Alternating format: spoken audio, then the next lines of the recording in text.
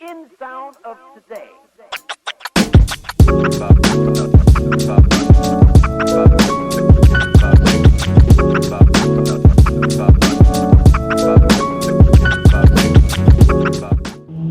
Hi there, Joel Kriska, sport physiotherapist, back here again. Today, we're going to talk about ways to help get your neck moving again when it gets jammed up either from a neck crank or from inverting weird and you just get caught. It happens to almost everybody in jiu-jitsu. So please listen really carefully to this one. I want to make sure that we do this properly and that we don't end up, making things worse. Our goal here is obviously to make you better and get you back on the mats. So the first thing, when you get a neck crank or you jam up the joints in your neck, please make sure before you do these particular things I'm going to show you that there's no referral of pain or numb tingling down the arm. That's a different injury. We're looking at a little bit of a nerve irritation or a nerve compression, and that's not what we want to be playing with right now. This is strictly joint in the neck. It hurts in the neck, usually when I turn my head to one side, extension or into flexion. So we're going to stick to that kind of criteria, and specifically we're going to talk about rotation right now. And if I rotate to my right side and it's stiff on the right and it hurts on the right, this is the exercise for you. So, and on a side note, if you do have that and this isn't working for you, please make sure you find a local chiropractor, physiotherapist, osteopath, someone that can get the joint moving either through joint mobilizations or manipulations. Sometimes the exercises just aren't enough to kind of get those joints to get moving. So regardless, what we're going to talk about here is a technique by a gentleman who goes Mulligan, and that's his last name. He's a New Zealand physiotherapist, and it's a fantastic little trick that you can use. All I do is take a towel.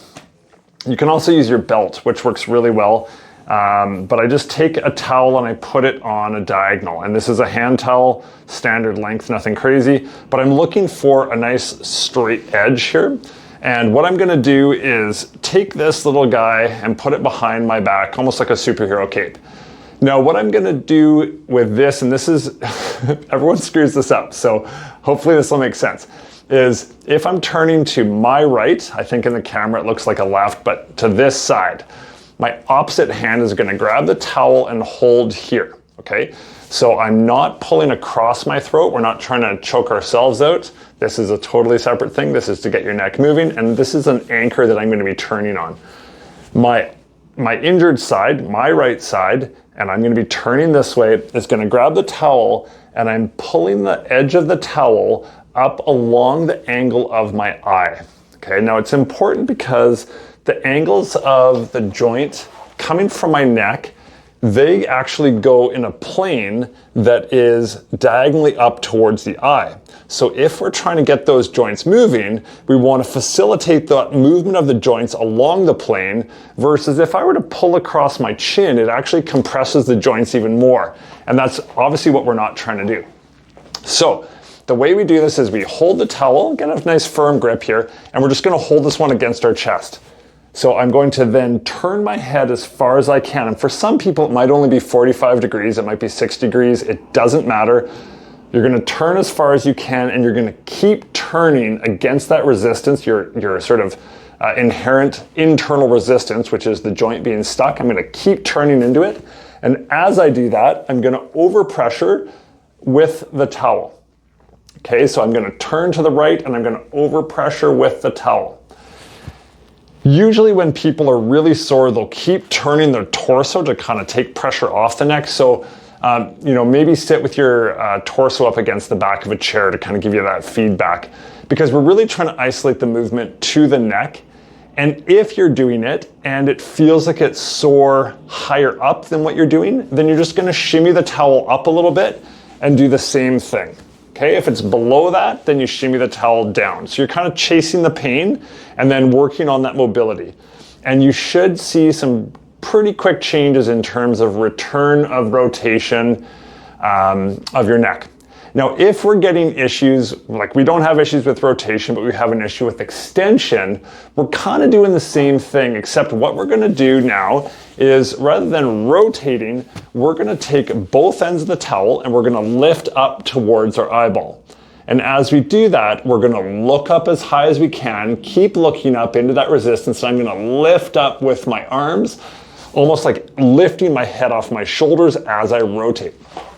So what it looks like from the side is I'm gonna be here, and this is as far as I'm gonna go, and I'm gonna lift my head off my shoulders as I look up. And you'll notice that I keep the angle of the pull going through the angle of my eyes. I don't lift up and do this because that's gonna jam up the joints.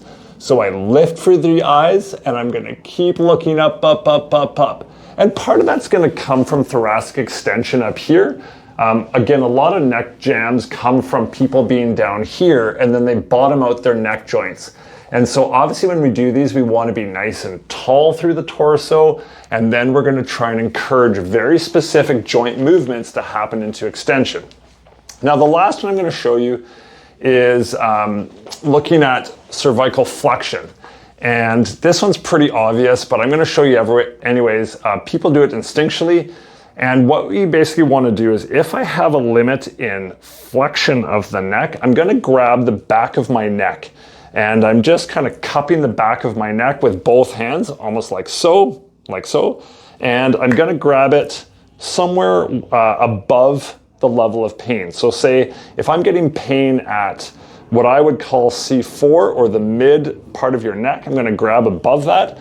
And I'm going to flex my head as much as I can. Now, as I do that, I'm going to use my hands to try and lift my head, or rather lift the little sort of spiny portion of the neck. I'm going to, as it flexes this way, I'm going to try and lift that little pointy part up towards the crown of my head.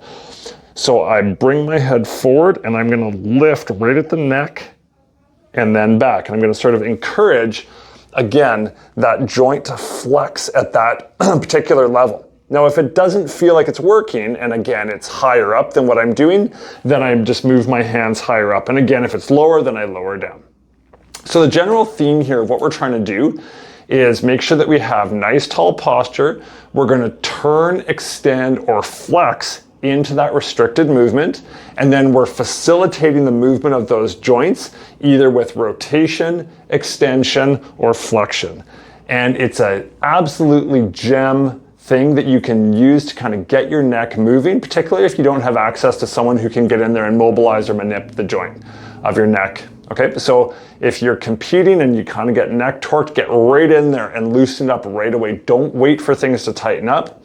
And then make sure once you've loosened up your neck that you get right back into the sort of various inversions or rollovers or bridges and stuff like that to kind of make sure that your neck feels nice and stable as you return to the mats and get going again. I hope you enjoyed that. I'll see you on the mats soon. Have a good one.